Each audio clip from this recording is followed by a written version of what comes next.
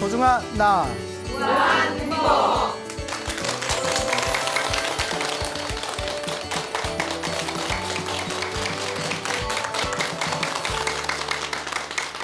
예, 만나서 반갑습니다. 예, 광우 스님이라고 합니다. 제가 반 농담 삼아서 우리 불자 여러분들에게 제가 던지는 그런 이야기가 있습니다. 내가 진짜 불심이 있는 불자인지 아닌지 알고 싶으면 내 자식이 출가한다고 할 때 잡을 거냐, 출가를 허락해 줄 거냐. 만약에 내 자식이 출가한다고 할 때 그래, 출가해서 큰 스님 되라, 공부 열심히 해서 부처님 은혜 갚아라, 이런 마음이 나올 수 있다면 진짜 불자고, 평생 절에 다녔어도 자식이 출가한다고 했는데 안 된다, 내 눈에 흙을 뿌려라, 절대 안 된다 하면 조금 불심이 부족한 사람이다, 이런 이야기를 반 농담 삼아서 합니다. 그래서 제 주변에도 실제로 너무 출가를 하고 싶었는데 집안에서 반대가 너무 심해가지고 출가를 하지 못했다는 그런 젊은 분들 몇 번 본 적이 있었고요. 그리고 또 어떤 집에서는 제발 우리 자식 절에 좀 들어갔으면 좋겠는데 저 절에도 안 들어간다고, 오히려 자식을 출가시키고 싶었는데 자식이 출가를 안 해서 속상하다고 하신 그런 불자님들도 여러 명 뵌 적이 있습니다. 그래서 제가 내 자식이 출가한다고 했을 때 과연 나는 잡을 것인가, 나는 놓아줄 것인가, 그것이 정말 내가 불심이 있는 불자인가 아닌가를 판단할 수 있는 가장 중요한 기준이다, 이런 이야기를 제가 우스개로 해본 적이 있었습니다. 지금 들려드리는 이야기가 요 출가하고자 하는 요 아들 때문에 생긴 그런 어떤 재미난 에피소드인 그런 이야기를 하나 들려드릴까 합니다. 부처님 당시에 있었던 일입니다. 부처님 당시에 어느 외아들을 가진 가족이 있었습니다. 남편, 아내, 외아들이 있었는데 굉장히 불심이 지극했나 봐요. 그 집에 부처님과 스님들을 공양청을 올려서 점심때 집에 모셔서 점심 공양을 올렸다고 합니다. 그리고 스님들이 공양을 다 자시고 나서 항상 부처님 법도는 신도에게 공양을 얻어먹고 나면 법문을 해주는 게 원래 원칙입니다.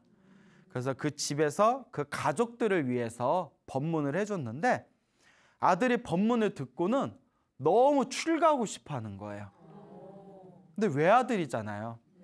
아버지, 저 출가하겠습니다, 허락해 주십시오. 허락을 하겠어요, 안 하겠어요? 예, 안 해주더랍니다. 어머니, 제가 출가를 하겠습니다, 허락해 주십시오. 어머니가 차라리 가출을 해라. 며칠 좀 나갔다가 머리 좀 식히고 다시 들어와라. 너 하나뿐이 없는 아들인데 너 없으면 우리가 어떻게 사니? 부모님이 너무나 걱정이 되는 거예요. 너무나 걱정이 돼서, 야, 우리가 만약에 한눈 팔고 있다가 우리 아들놈이 집을 뛰쳐나가서 머리를 깎고 스님이 될 수가 있다. 그러니 잘 지키고 있자라고 말을 한 뒤에 그냥 끊임없이 아들을 감시했답니다. 어디 가나 안 가나. 어느 날 아버지가 이제 일을 나가시고 어머니는 평소같이 딱 이렇게 문 앞에다가 의자 하나 딱 놓고 거기서 이제 다리 턱 벌리시고 뜨개질을 하고 계셨나 봐요. 아들이 이제 나 출가해야 되는데 그래서 벌떡 일어나서 문 밖으로 나가려니까 어머니가 다리를 딱 벌리고 의자에 앉아서 뜨개질하고 계시는 거예요. 어머니, 나 좀 나갑시다. 어디 가게? 소피 좀 보게요. 또 소피 본다니까 또 진짜 소피를 본다는 게 아니라 이제 소변 보러 가게요. 그래서 어머니가 이렇게 쓱 비켜줬는데 그때 틈새를 이용해가지고 절로 후다다다 뛰쳐올라간 거예요. 뭐가 그렇게 스님이 되고 싶었을까? 그래서 이제 스님들을 찾은 뒤에 저 머리를 깎여 주십시오. 제가 출가해서 비구가 되고자 합니다. 스님이 되고자 합니다. 스님들이 이제 젊은 청년이 와서 출가하겠다니까 머리를 깎여가지고 개를 줘서 이제 스님으로 딱 만든 거예요. 그래서 이제 아버지가 집으로 돌아왔는데 아들을 찾아도 보이지 않아요. 아니 여보, 아들이 어딨어? 아까 소변 본다고 소피 본다고 나갔는데 아직 안 들어왔나 보네? 그 아버지가 마음이 불안한 거예요. 그래서 후다다닥 절에 갔더니 아이고 아들이 딱 스님이 돼가지고 앉아있는 거예요. 아들아 집으로 돌아가자. 아버지, 제가 머리 깎고 스님이 되었습니다. 이제 저의 집은 여기입니다. 그 아버지가 너는 왜 이렇게 내 마음을 힘들게 하니? 아들아 네가 없이 내가 어떻게 살겠니? 부자지간에 그렇게 정이 깊었나 봐요. 난 너 없으면 못 산다 해가지고 나도 머리 깎고 스님 돼서 너랑 살겠다 하고 아버지도 스님이 돼버린 거예요. 근데 이제 그러니까 엄마 집에 기다리고 있잖아요. 남편도 안 오고 자식도 안 오는 거예요. 이게 뭐지? 네, 여자에게는 육감이란 게 있대요. 예, 그래서 오감 말고 또 육감이란 게 있대잖아요. 또 남편이 어디서 뭐 하나 이거는 귀신같이 알아맞힌다 하대요. 왠지 마음이 불안한 거예요. 그래서 혹시나 하고 절에 갔더니 아이고 남편도 머리 깎아 있고 자식도 머리 깎아 있고 딱 스님이 된 거예요. 그래서 이제 부인이 엉엉 울더니 내가 남편도 없고 자식도 없이 어떻게 살겠어? 나도 뭐 하겠어? 머리 깎고 스님이 되겠어.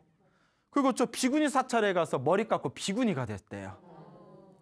그러니까 아들 때문에 아버지도 어머니도 머리를 깎고 출가를 했는데 여러분들 알고 계신지 모르겠는데 원래 부처님의 가르침은 원래는 비구, 남자 스님을 비구 스님이라고 하고 여자 스님을 비구니 스님이라고 하죠. 네. 비구 스님과 비구니 스님들은 한 공간에서 살 수가 없어요. 절대. 따로 멀리 떨어져서 있어야 돼요. 공간을 따로 해야 돼요. 왜냐? 혹시라도 좋지 못한 마음을 품고 있는 사람들이 비구 스님과 비구니 스님들이 한 공간에 같이 있으면 아무리 청정하게 살아도 혹시 그걸 트집 잡아서 비난을 할까봐 부처님이 그 비난을 미연에 방지하기 위해서 뭐 정신 나간 사람들이 부처님 가르침을 비난하고 싶어서 얼레리 꼴레리 둘이 같이 산대요 뭐 이럴 수도 있잖아요. 그 부처님이 그런 비난을 미연에 방지하기 위해서 비구와 비구니는 한 산중이라 하더라도 건물을 완전히 멀리 따로따로 사용하는 게 원칙입니다. 예전에는 그랬어요. 그래서 아버지하고 아들은 비구 사찰에서 지내고 어머니는 비구니 사찰에서 지내면서 새벽에 눈 뜨면 저녁에 잠들 때까지 낮에 아침에 서로 만나서 해가 저물 때까지 서로 잡담을 하면서 지내는 거예요. 그러니까 몸만 출가를 하고 평상시가처럼 승복 입은 아버지와 승복 입은 아들과 승복 입은 어머니가 서로 이렇게 중간 있잖아요. 사찰 중간에서 만나가지고 오늘 뭐 했니? 밥은 뭘 먹었니?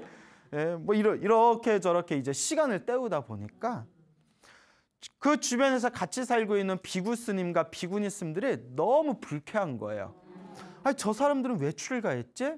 저렇게 살 바에야 그냥 밖에 나가서 원래 가족들처럼 살지. 머리 깎고 승복 입고 가사를 입고 이렇게 비구가 되고 비구니가 됐는데 맨날 서로 만나가지고 시시한 잡담이나 하면서 하루를 보내고 있으니 저게 뭐 하는 것인가. 그래서 부처님한테 일러 바칩니다. 부처님, 이번에 새로 출가한 아무개 이렇게 3명의 가족이 있는데 이 가족들이 머리를 깎고 출가해 놓고 수행을 열심히 하는 것 같지 않고 매일 모여가지고 하루 종일 잡담으로 시간을 보내고 있습니다. 그 부처님께서 그 아버지와 아들과 그 어머니, 그 비구 스님과 비구니 스님을 불러가지고 이런 일이 있었다는데 이런 일이 사실이더냐. 그 어디 부처님 앞에서 어찌 감히 거짓말을 할 수 있겠어요? 예, 부처님이시여 저희들이 아침에 눈 뜨면 서로 만나서 해가 질 때까지 잡담을 하면서 시간을 보냈습니다.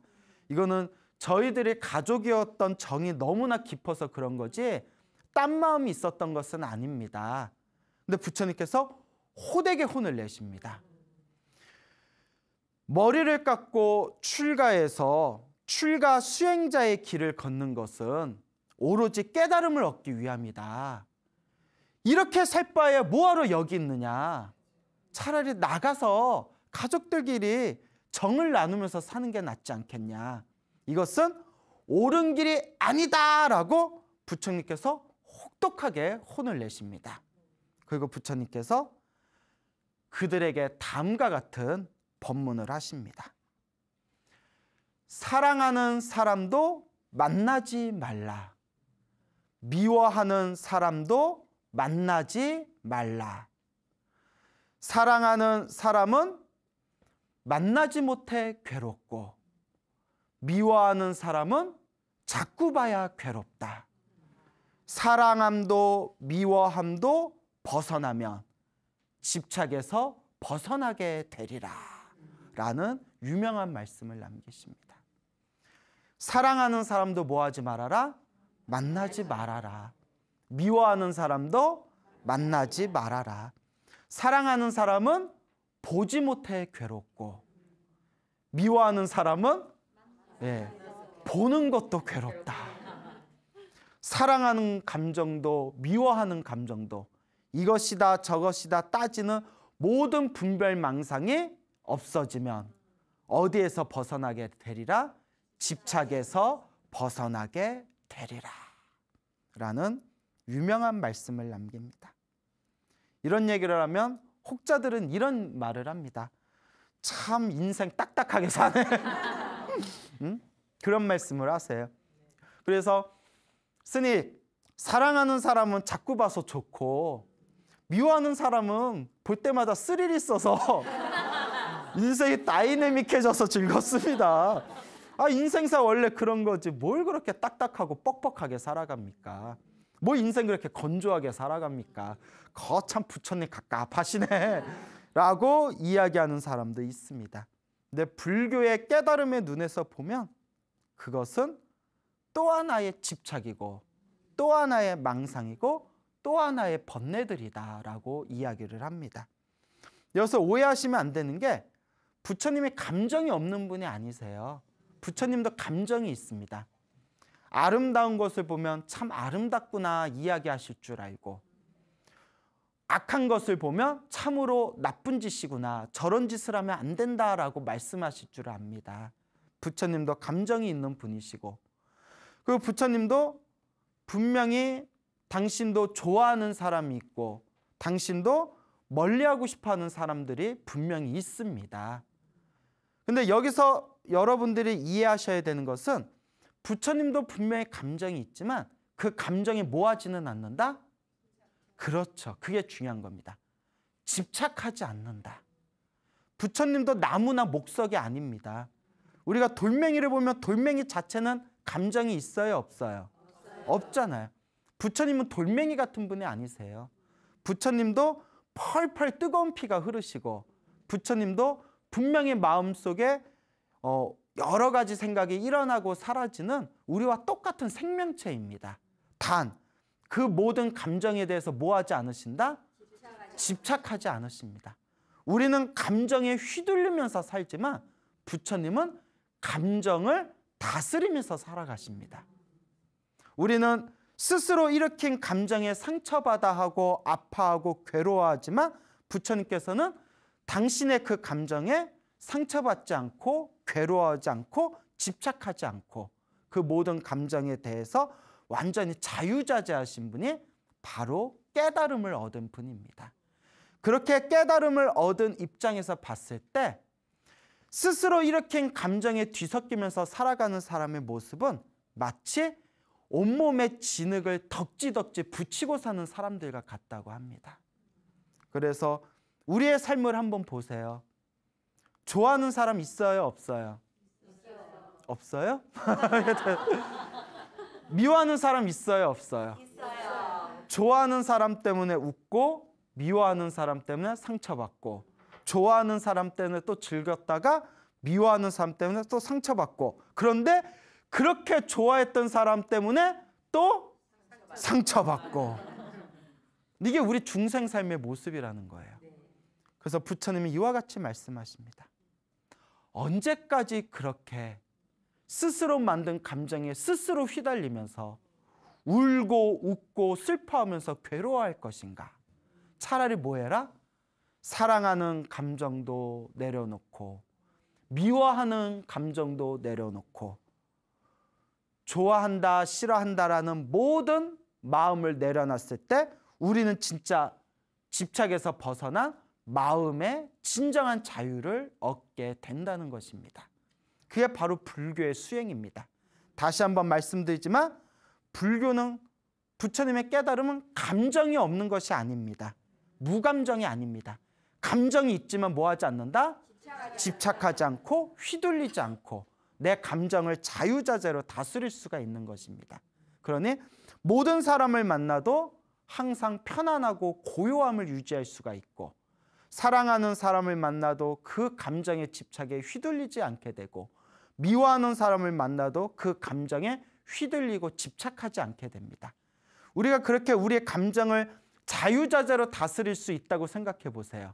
얼마나 우리 인생이 훨씬 더 편안하고 훨씬 더 행복하지 않을 수가 있겠느냐. 그래서 부처님께서 그대들이 진정한 마음의 평온을 얻고 싶다면 그대들의 마음을 어떻게 해라? 모든 집착을 내려놓아라 라고 말씀을 하시는 겁니다. 그래서 이 부처님의 가르침을 공부하면 공부할수록 우리 마음에 일어나고 사라지는 우리 마음의 상태를 점점 더 깊이 확인할 수가 있게 되고, 우리의 마음에 일어나고 사라지는 그 생각과 감정을 자꾸 관찰하다 보면 결국 진짜라고 여겼던 내 감정이 사실은 내가 만든 헛개비에 불과하더라. 옛날 어느 스님이 계셨는데 이 스님이 탁발을 나갔다가 어느 마을에 어느 예쁜 소녀가 그 스님 바리떼가 밥을 담아주는 거예요. 그래서 고맙습니다 하고 이렇게 딱 합장을 하면서 밥을 받고 딱 눈이 마주쳤는데 예뻐. 너무 예뻐. 왜 이렇게 예쁘지? 그래서 절에 왔는데 밥을 먹어도 예뻐. 양치질해도 예뻐. 잠을 자도 예뻐. 그렇게 몇 날 며칠이 지났는데도 그 소녀가 자꾸 아롱아롱 떠오르는 거예요. 이걸 무슨 병? 상사병이에요. 상사병. 월남에서 돌아온 김상사. 죄송합니다. 상사병에 걸렸어요. 그래서 스승이 이와 같이 얘기합니다. 그 소녀가 좋다면 나가서 환속해서 그 소녀와 결혼해도 좋다. 근데 문제는 소녀는 마음이 없을 수도 있잖아요. 하지만 그 소녀에게 가기 전에 먼저 네 마음을 살펴봐라. 네 마음을 관찰해봐라. 그래서 스승이 가르쳐준 그 방법대로 방 안에 혼자 앉아서 끊임없이 마음을 관찰합니다. 그 소녀를 떠오릅니다. 예뻐, 예뻐, 예뻐. 좋아, 좋아, 좋아. 따랑해, 따랑해, 따랑해. 근데 사랑하는데 사랑이 이루어지질 않잖아요. 똑당해, 똑당해. 속상해. 계속 마음을 바라봤대요. 바라보고 마음을 바라보고 마음을 바라봤을 때 몇 날 며칠이 지난 뒤에 다시 바리떼를 들고 그 소녀의 집에 갑니다. 그리고 다시 밥을 얻어와요. 그리고 다시 절로 돌아옵니다. 아무런 말도 없어요. 스승이 묻습니다. 네 마음이 어떠냐? 고요하고 평온합니다. 무엇을 보았길래 고요하고 평온하냐? 저는 그 소녀를 사랑했던 게 아닙니다. 제 마음을 관찰해 보니 그 소녀를 사랑한다는 내 마음에 집착하고 있었던 겁니다. 제 감정이 헛개비였음을 알았습니다. 그리고 더 이상 소녀를 봐도 흔들린다, 흔들리지 않는다. 이게 진짜 마음의 자유라는 거예요. 결혼하고 싶으면 결혼해도 돼요. 미워하고 싶으면 미워해도 돼요. 사랑하고 싶으면 사랑해도 돼요. 그런데 수많은 사람들은 자기가 일으킨 그 감정이 진짜라고, 실제라고, 진실이라고 집착하고 있지만 그것은 깨달은 자의 입장에서 봤을 때 자기가 만든 감정의 뻘에 스스로 끊임없이 빠져들고 있는 것이다. 내가 일으킨 감정을 있는 그대로, 그냥 집착 없이 있는 그대로 바라볼 수 있을 때 우리는 진정한 자유를 얻게 된다. 여러분들 자식 사랑하세요? 안 사랑하세요? 사랑해요? 네. 그 사랑은 집착일까요? 아닐까요? 어우, 집착이에요? 아니에요? 예, 집착입니다. 자식을 사랑하는 거는 잘못이 아니에요. 또 불교의 가르침을 오해해가지고 자식도 사랑하지 말아야겠다, 미워하지 말아야겠다, 뭐 네가 알아서 살아라, 이게 불교가 말하고자 하는 게 아니에요. 사랑이라는 집착도, 미움이라는 집착도 휘둘리지 말고 빠져들지 말고 있는 그대로 투명하게 자식을 바라보라는 거예요. 그리고 있는 그대로 자식을 바라보면서 자식에게 일어나는 그 집착 없는 사랑이 진정한 의미의 사랑이 될 수 있다는 겁니다. 그래서 많은 분들이 자식 때문에 막 속 썩는 분 있잖아요. 그리고 나는 제때 이런 말 안 해야지, 나는 나중에 자식 낳고 키우면 제때 이런 말 안 해야지 해놓고 나중에 자식한테 상처받을 때 자기도 모르게 튀어나오는 말이 있대요. 내가 너를 어떻게 키웠는데, 내가 너를 어떻게 키웠는데. 예, 그 자체가 이미 집착에 깔린 거예요. 예. 근데 참 쉽다 어렵다. 그래서 예전에 절에 20년 동안 수행 생활하시다가 환속하신 스님이 계셨어요. 그 스님이 결혼하고 애를 낳고 사시다가 나중에 이제 그 같이 공부했던 스님들한테 그런 얘기를 하더래요. 스님, 절에서 조용히 20년 수행하는 것보다 결혼하고 애 낳고 2년 같이 사는 게 더 수행이 깊어진 것 같다고 그런 얘기를 하더래요. 예? 못 볼 거 볼 거 다 참아야 되고 들릴 거 안 들릴 거 다 참아야 되고. 그래서 진짜 인욕바람이에요. 참는다는 것을 처자식하고 살아가면서 자기가 큰 공부가 됐다라는 그런 우스갯소리를 하시더라고요. 그래서 사랑하는 사람이 있으면 사랑하세요. 미워하는 사람이 있으면 뭐 어떡해요. 뭐 그렇지만 부처님께서 정말 우리들에게 해주고 싶었던 얘기는 사랑하는 것에도 뭐하지 말고 집착하지 말고, 미워함에도 뭐하지 말아라, 집착하지 말아라. 그것이 바로 사랑함도 미워함도 없으면 어떠하리라? 집착에서 벗어나리라, 자유로워지리라 라는 말씀이 되겠습니다. 어느 제가 신도가 있었어요. 부처님 당시에 어느 신도가 있었는데 사랑하는 아들이 있었는데 아들이 너무 일찍 세상을 갑자기 떠나버립니다. 아들을 시신을 화장터에 옮겨서 활활 불을 태워서 아들의 몸을 화장해버립니다. 근데 어머니의 마음은 그 죽은 아들이 도저히 잊혀지지를 않습니다. 그럼 매일 화장터에 가서 엉엉 우는 거예요. 매일 화장터에 가서 아들아 아들아 엉엉 울고 몇 날 며칠 동안 끊임없이 화장터에 가서 울고 있으니 어느 날 부처님께서 그 소식을 들으십니다. 어느 날 부처님이 그 신도의 집에 직접 찾아가십니다. 아들을 잃었던 이 어머니였던 신도가 깜짝 놀라서 아유 거룩하신 부처님 어찌 저의 집에 직접 찾아오셨습니까 하고 공손하게 의자를 놓고 부처님께 3배의 예를 올립니다. 거룩하신 세존이시여 어찌하여 오셨습니까? 그대가 사랑하는 아들을 잃었다는 이야기를 들었어. 매일마다 화장터에 가서 매일매일 탄식하고 슬픔 속에서 눈물을 흘린다고 들었어. 그 말이 사실입니까? 예, 부처님, 아들이 잊혀지지가 않습니다. 라고 했대 부처님께서 다음과 같이 말씀하십니다. 지혜로운 자는 이와 같이 행동하지 않습니다. 제가 지금부터 머나먼 과거 전생에 있었던 일을 말씀드릴 테니 한번 잘 들어보시기 바랍니다. 머나먼 과거 전생에 어느 농부가 있었답니다. 이 농부 가족이 있었는데 남편과 아내와 아들과 딸이 가족이 서로 행복하게 살고 있었답니다. 근데 이 남편이었던 아버지였던 이 농부가 굉장히 불심이 지극한 그런 머리를 기른 생활 속에서 수행을 하는 재가 수행자였나 봅니다. 항상 저녁마다 모여서 아버지가 법문을 해줍니다.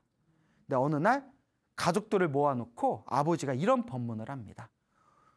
우리는 항상 공양을 올리고 항상 보시를 베풀고 항상 계율을 잘 지켜야 된다.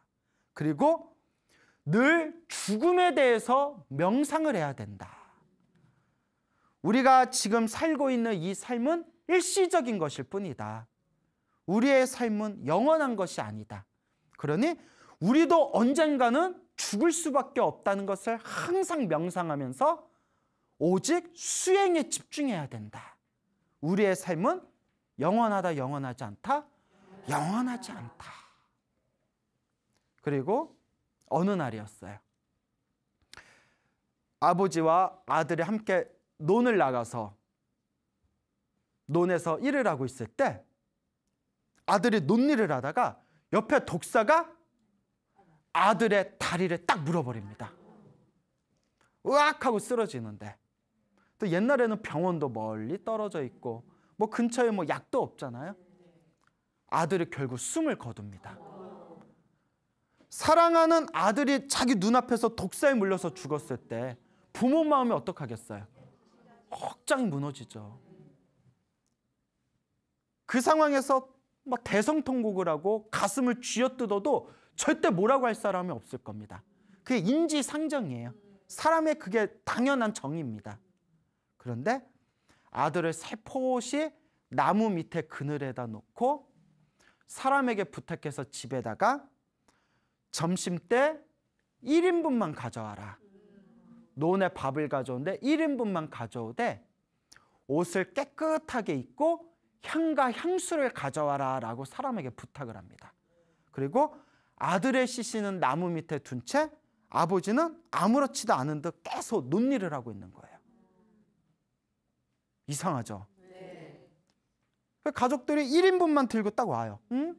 아버지하고 그리고 오빠가 2명이 논밭에 나갔는데 왜 밥을 1인분만 가져오라 하지? 왜 깨끗한 옷을 입고 오라고 하지? 왜 향과 향수를 가져오라고 하지? 어머니와 딸이 밥 1인분을 가지고 깨끗한 옷으로 갈아입고 향과 향수를 가지고 딱 왔는데 아버지 이제 밥을 드시는 거예요. 아들이 어디 있어요? 오빠가 어디 있어요? 나무 밑에를 가리켜 줍니다. 보니까 독사에 물려서 죽어 있는 모습을 봐요. 근데 어머니도 눈물을 흘리지 않고 딸도 눈물을 흘리지 않습니다. 밥을 다 먹고 난 뒤에 아버지가 준비해 놓은 장작을 이렇게 쌓아놔요. 그리고 가져온 향과 향수를 나무에다 뿌립니다. 그리고 아들을 그 장작에다 올려놓고 왜 자신의 아내와 딸에게 깨끗한 옷을 입고 오라고 했는가? 장례식을 치르기 위해서. 가지고 온 향과 향수를 다 뿌리고 난 뒤에 아들의 불을 불태우는데 아버지도 어머니도 여동생도 그 누구도 눈에서 눈물을 흘리지 않고 마음이 고요합니다. 하늘에서 이 광경을 봤던 제석천왕이 하늘의 신 제석천왕이 너무나 그 광경이 기이한 거예요. 아니 사랑하는 아들이 죽었는데 사랑하는 오빠가 죽었는데 저 집안은 어떻게 울지도 않지? 요새 말로 하면 사이코패스? 소시오패스? 그래서 제서천왕이 사람의 모습으로 변환해서 땅에 싹 내려옵니다. 그리고 그 가족들에게 다음과 같이 이야기합니다. 당신들은 저 아들을 진심으로 사랑하지 않았나 봅니다. 그렇지 않고서 어떻게 눈물 한 방울 흘리지 않을 수가 있습니까? 라고 얘기해놓고 그 가족을 봤는데 그 가족들은 이미 고요하고 평온한 명상의 마음으로 자기들의 그 감정과 자기들의 그 아픔을 고요하게 다스리고 있었음을 꿰뚫어 봅니다. 그때 제서천, 하늘의 신 제서천왕이 그들에게 진정으로 참으로 위대하고 참으로 위대합니다. 사람으로서 할 수 없는 정말 위대한 경지를 제가 보았습니다 하면서 그렇게 찬탄하는 내용이 나오게 됩니다. 부처님께서 그 아들을 잃은 어머니에게 이 이야기를 들려주면서 다음과 같이 이야기합니다. 그대여, 그 머나먼 과거 전생에 눈앞에서 아들을 잃었음에도 불구하고 마음이 흔들리지 않았던 그 힘들고 아픈 마음을 다스렸던 그 농부의 전생이 바로 지금의 나 석가모니 부처님입니다. 석가모니 부처님의 머나먼 전생 이야기였다는 거예요. 그래서 다음과 같이 얘기합니다. 그대여, 지혜로운 사람은 사랑하는 사람을 잃었을 때 당신과 같이 행동하지 않습니다. 당신처럼 슬퍼하고 탄식하면서 헛되이 시간을 흘려보내지 않습니다. 이것은 진정한 사랑이 아닙니다. 그리고 다 그 신도에게 다음과 같은 유명한 개송을 읊어줍니다. 애욕이 슬픔을 낳고 애욕이 두려움을 낳는다. 애욕에서 벗어나면 슬픔이 없어지리니 어찌 두려움이 있겠는가. 애욕이 없어지면 슬픔에서 벗어나리니 어찌 두려움이 있겠는가. 라는 그 부처님의 개성을 딱 듣는 순간 신도가 그 자리에서 마음의 깨달음을 얻으면서 고요하고 편안한 마음이 되었다라는 이야기가 전해지고 있습니다. 애욕은 집착의 다른 표현입니다. 그러니까 사랑이라는 감정에 집착하는 게 애욕입니다. 탐욕이죠. 애욕이 무엇을 낳는다? 슬픔을 낳고. 애욕이 무엇을 낳는다? 두려움을 낳는다.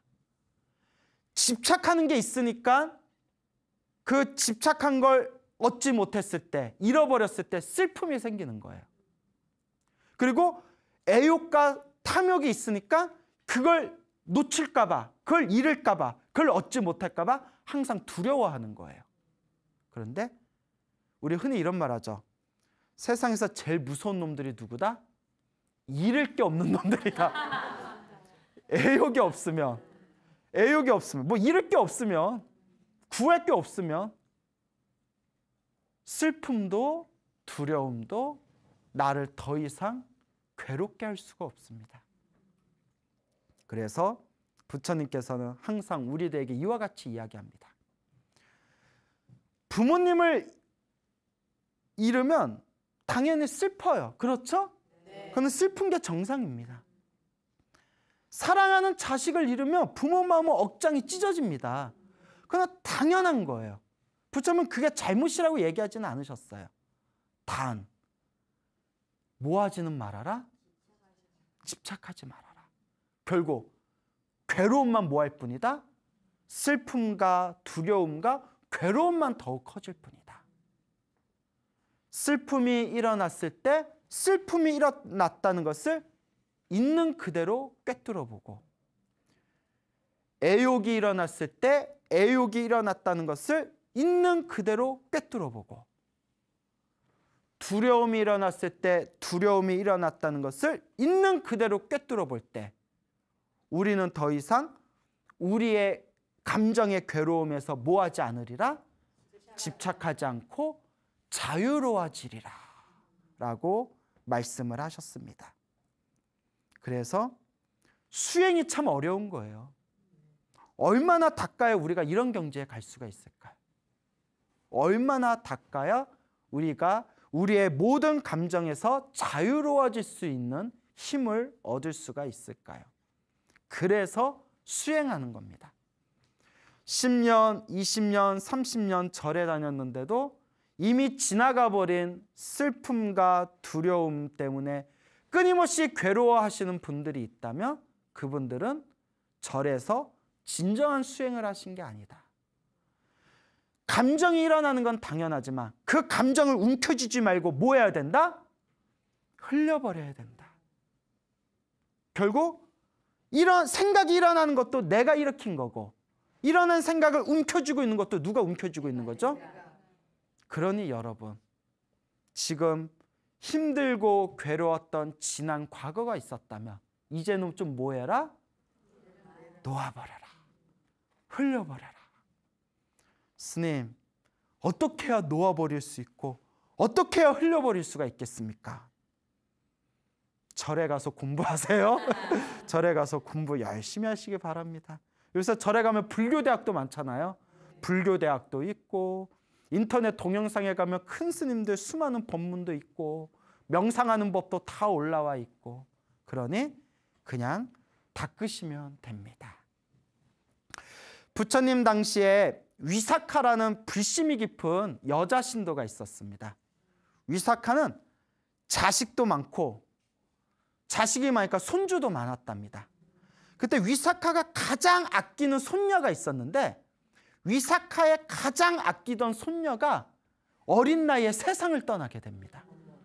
위사카가 너무 마음이 아픈 거예요. 위사카가 너무 마음이 아파가지고 부처님을 찾아갑니다. 부처님께 삼배를 올리고 부처님 앞에서 눈물을 그렁그렁거립니다. 부처님, 제가 가장 아끼던 손녀가, 어린 손녀가 세상을 떠났습니다. 너무나 가슴이 아픕니다 라고 했을 때 부처님이 다음과 같이 얘기합니다. 위사카여, 지금 이 도시에 인구가 몇 명이나 되는가? 7천만 명 된다고 알고 있습니다. 그 7천만 명의 도시였나 봐요. 사위성이라고. 7천만 명으로 알고 있습니다. 만약에 그 7천만 명 한 명이 7천만 명의 한 명이 잃어버린 세상을 떠난 그 사랑스러운 손녀와 같다면 이 7천만 명이 다 손녀이기를 바라는가? 예, 제 손녀와 같이 사랑스럽더라면 여기 있는 모든 인구가 7천만 명 인구가 다 제 손주라고 해도 저는 참 흡족하겠습니다. 아, 그러냐? 그렇잖아요. 사랑하는 아이가 많으면 많을수록 좋잖아요. 그때 부처님이 이와 같이 얘기하십니다. 이 도시에서 하루에 사람이 몇 명이 죽냐? 모르긴 몰라도 매일 죽는 걸로 알고 있습니다. 아, 그러냐? 그럼 위사카요. 사랑하는 손녀가 7천만 명이면 매일매일 손녀가 한 명씩은 죽는 고통을 겪어야 된다. 사랑하는 손녀가 100명이라면 100명의 손녀가 죽는 고통을 겪어야 된다. 사랑하는 손녀가 90명이면 몇 명의 손녀가 죽는? 90명의 손녀가 죽는 괴로움을 겪어야 된다. 손녀가 한 명이라면 한 명의 손녀가 죽는 괴로움을 결국은 겪어야 된다. 그 위사카 깜짝 놀란 거예요. 7천만 명이나 되는 정말 사랑스러운 손녀가 있으면 좋겠다라는 마음은 있었지, 하루하루 7천만 명의 인구가 매일매일 한 명 이상씩은 죽잖아요. 그러면 자기 손녀도 매일매일 한 명 이상씩은 죽는 거잖아요. 그때 부처님이 다음과 같이 이야기하십니다.